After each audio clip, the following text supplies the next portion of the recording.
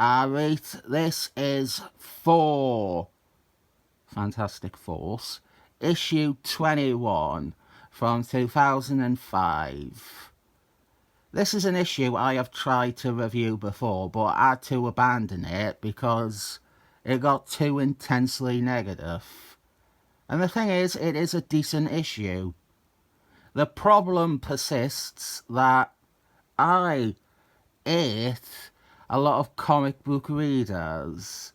And one of those subsets I ate are people who love the idea of Invisible Wife being unfaithful and fucking Seaman. Or the people who deliberately love to misrepresent Mr. Fantasticals as a terrible husband and dad. Any character can be written bad.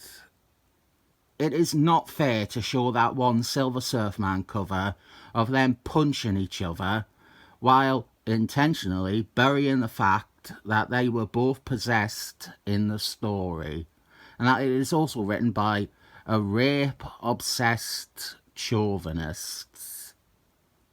This issue is about the anniversary of Mr. Fantastical's and Invisible Wife's wedding, and basically what Invisible Wife gets up to on her anniversary. It is not very romantic. She fights villains and she watches her kids. I will be generous and also avoid the problem I always have with modern Fantastic Force comics, which is the stupid spite daughter that Christopher Clairvoyant gave them.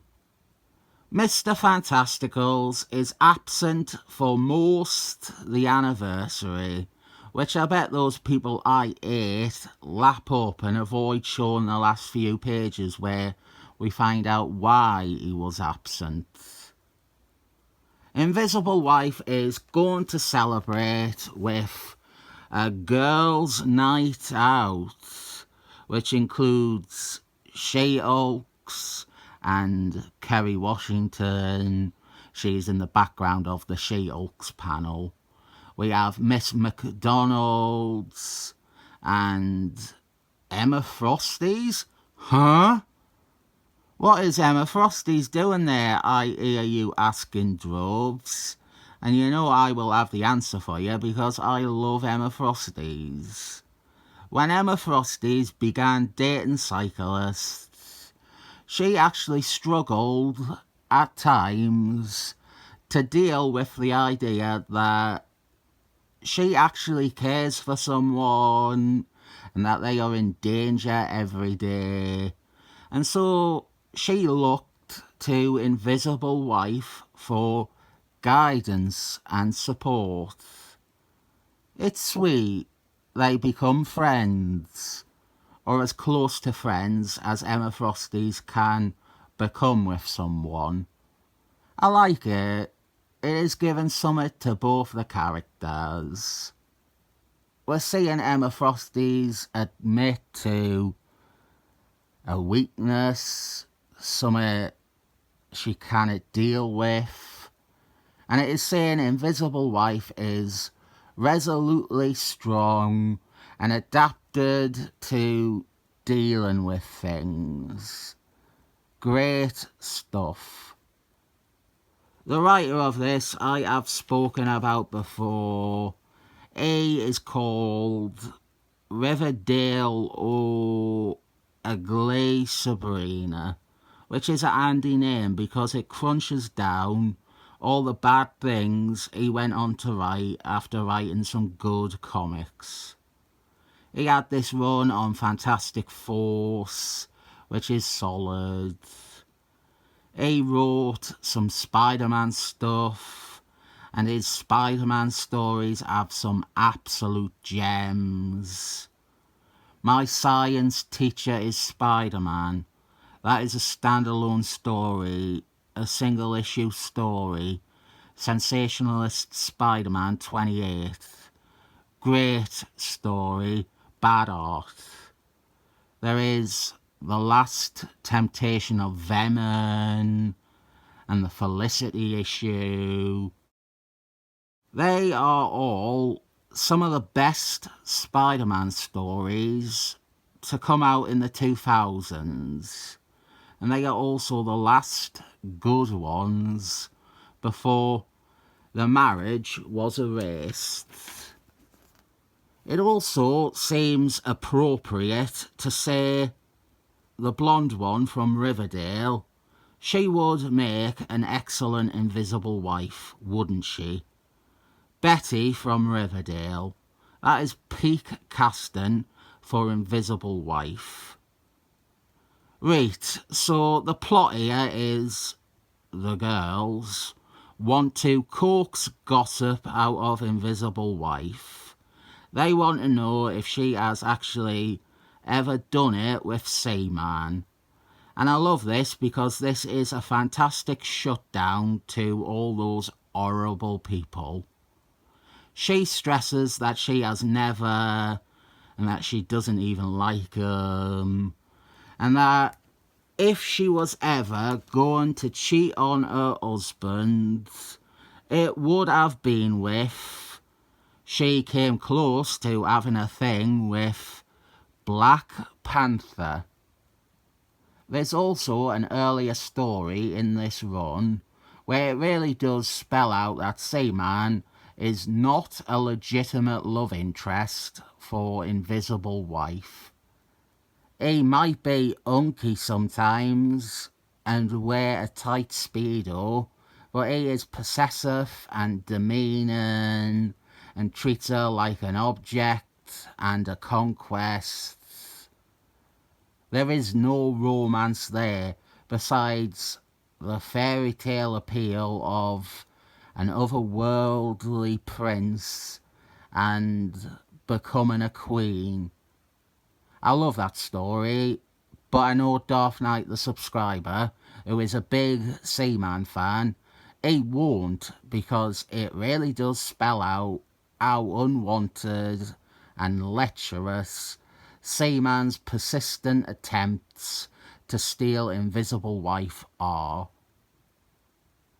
So the Black Panther thing, I don't mind that. It makes more sense. It presents the exact same idea as Seaman, but with a character that actually treats Invisible Wife with respect.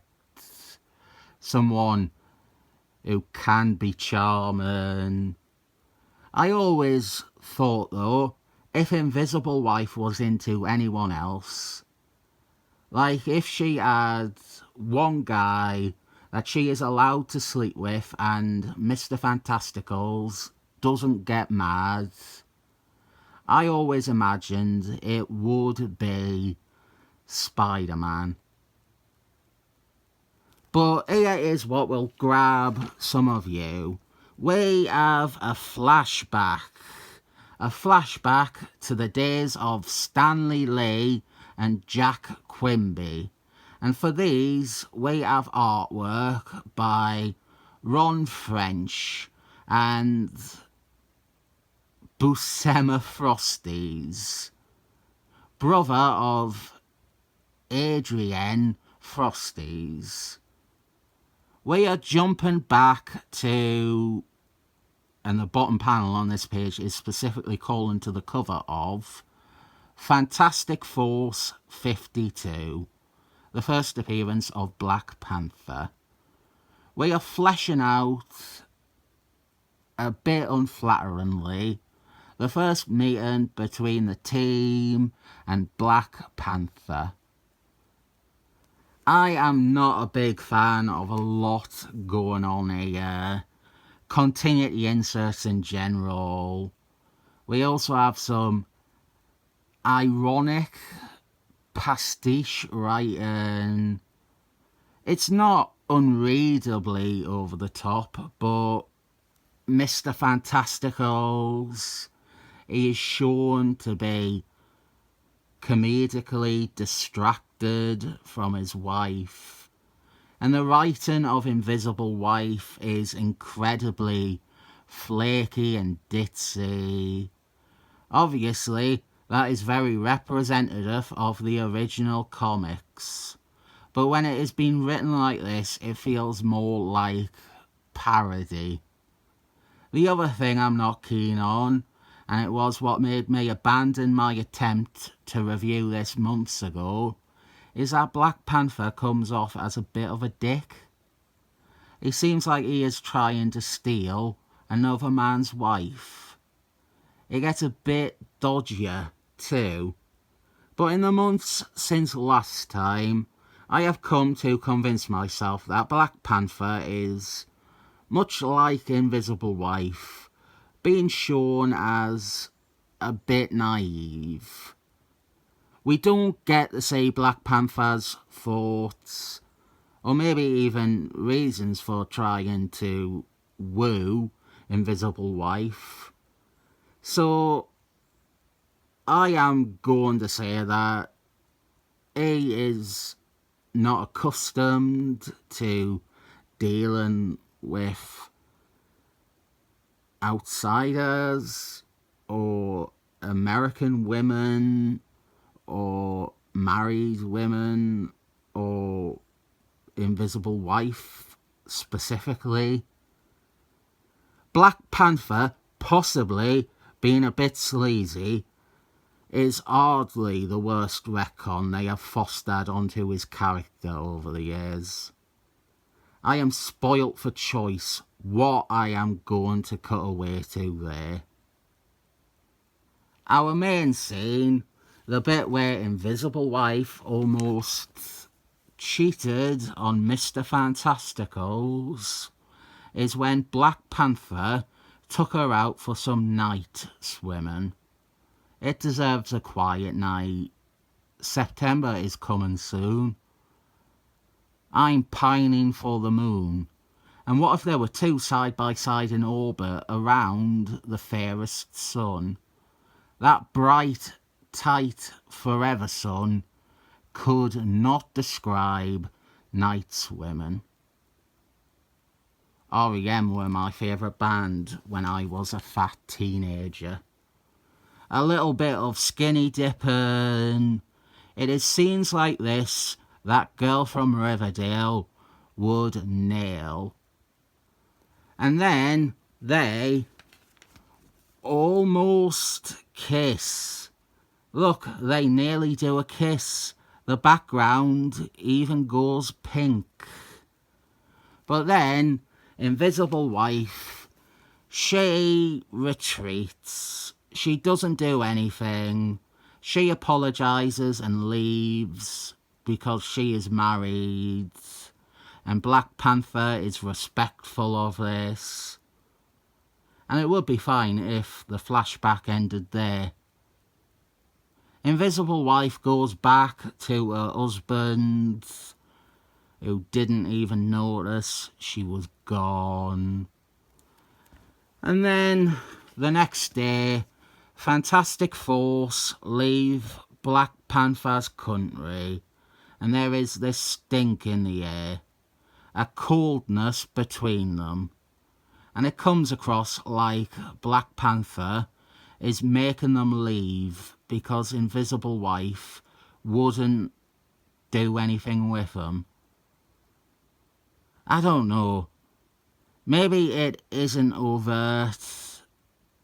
I do think we just needed some extra context for what he was thinking. But it is something that Invisible Wife wasn't privy to, and she is the one telling the story. Maybe we can just chalk it up to her being an unreliable narrator.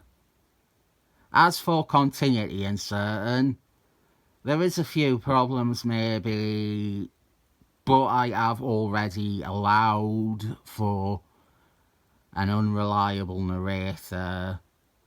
Fantastic Force actually had an adventure in Hollywood after arriving, and this issue doesn't acknowledge that.